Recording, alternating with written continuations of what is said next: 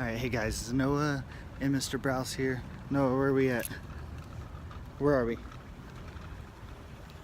Target. We're at Target, so we're gonna go look for some discounts.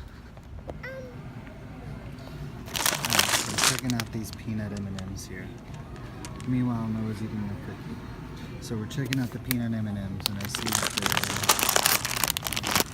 normally $4.99. Now they're on sale for $4.74. So we need to figure out what percent. All right, guys. So looking at those M&Ms, we're going to see the percent that it changed. So we know the original price and the sales price. So to figure out the percent change, we need to figure out the difference, right? So the difference between $4.99 and $4.74, which that is 25 cents.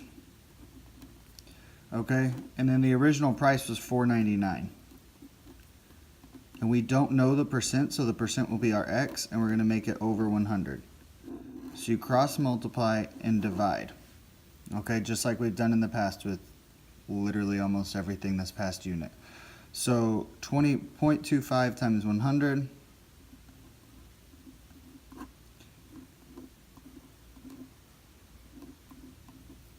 So that would be 2,500, and then you move the decimal place 2 times to the left.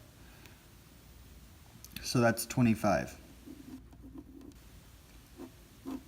And then with $4.99, so now we have to divide by $4.99, move the decimal 2 times to the right, 2 times to the right, add those 2 zeros, and so we'll divide now. $4.99 does not go into 250, so we got to do it into 2,500. Okay, so after doing $4.99 into 2,500, we figured out that 5 is going to be the closest, and that gives us 2,495. Okay, so then that was 5 right here. So now we can go ahead and subtract and add a decimal, but I'm just going to say let's do it to the nearest whole percent. So let's just say 5% was our discounted rate, which is pretty good. I mean, 5% off on M&Ms, I'd take it.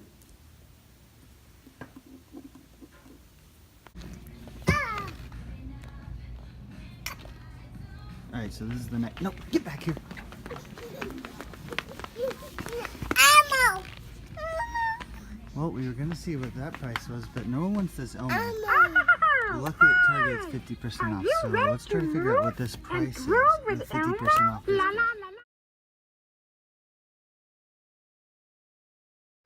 Elmo's World. I multiplied by 50, I've got 199,950, but I have 2 decimal places here. So I've got to move it over twice. Okay, and then when I divide by 100, I'm actually also going to move it over 2 more times. Okay, so now this number, so if I divided that by 100, I'll show you what that looks like.